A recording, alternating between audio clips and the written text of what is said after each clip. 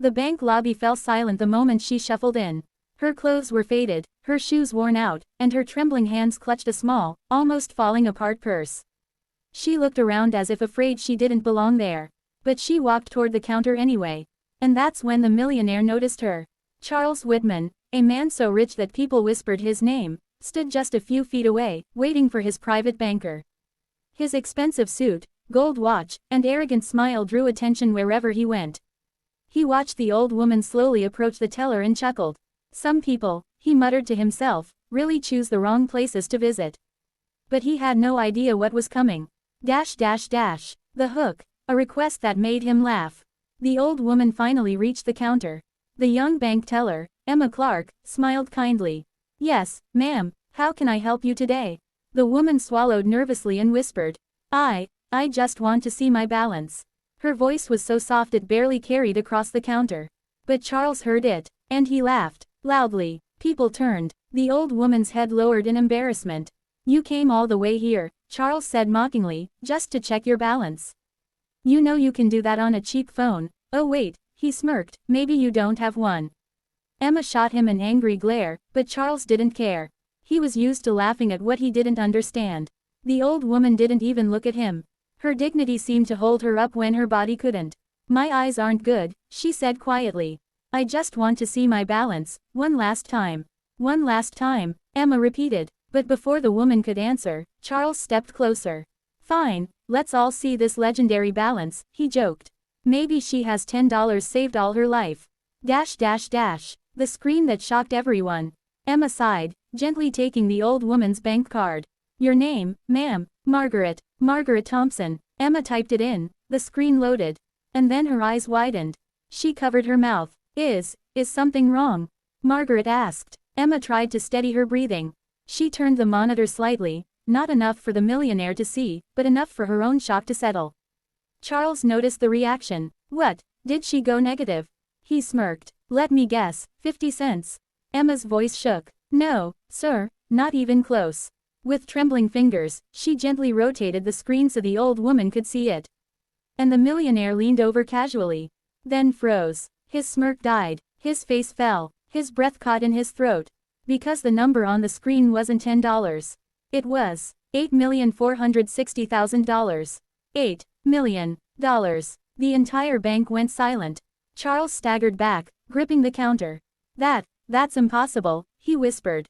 But it wasn't. The story behind the millions. Emma asked softly, "Ma'am, do you know you have over $8 million? Margaret smiled faintly. "Yes, I just wanted to make sure it's still there." "But how?" Charles blurted. You're poor." Margaret finished for him with a tired smile. Charles shut his mouth. Margaret sighed, her eyes drifting toward the window as if watching memories replay. "My husband, Peter, was a schoolteacher," she began. "We didn't have much, but he invested a little every month, and he always said, 'One day, Maggie, we'll have enough to help someone who really needs it.'" "And you never spent it?" Emma whispered. "We never had children, so after Peter died 20 years ago, I just kept saving. I lived simply, because the money was never meant for me." Charles felt something unfamiliar twist in his chest. Guilt. A secret pain. Margaret continued, her voice trembling. "I live in a small, old house. People think I'm poor, but I stayed there because that's where Peter and I lived our entire marriage. I didn't want to leave him behind." Emma felt tears sting her eyes. Charles felt his arrogance collapse. "But now," Margaret whispered, "my health is failing.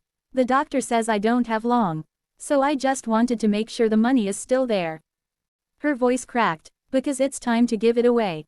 "Give it away," Charles repeated, stunned. "To whom?" Emma asked gently. Margaret smiled. "To children who can't afford school. To single mothers who struggle. To veterans who are forgotten. To people no one laughs at, because they're already suffering enough." Her eyes then met Charles's. "And definitely not to those who mock the poor." Charles lowered his head in shame. The millionaire breaks. It hit him harder than he expected. His wealth meant nothing. His pride meant nothing. But this fragile old woman, who owned more money than he did, spent her life sacrificing quietly, lovingly, selflessly. "Mrs. Thompson," he said, voice breaking, I'm sorry. Truly, I didn't know." Margaret smiled softly. You didn't need to know. You just needed to be kind. Charles swallowed the lump in his throat. He wiped his eyes quickly, but people saw the tears.